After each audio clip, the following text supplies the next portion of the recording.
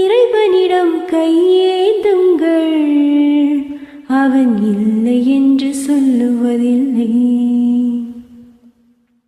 ஆசையுடன் கேட்பவர்க்கு அள்ளி தருபவன், அல்லல் துன்பத் துயரங்களை கிள்ளி எறிபவன், பாசத்தோடு யாவரையும் பார்க்கின்றவன், பாவங்களை பார்வையினால் மாய்க்கின்றவன்.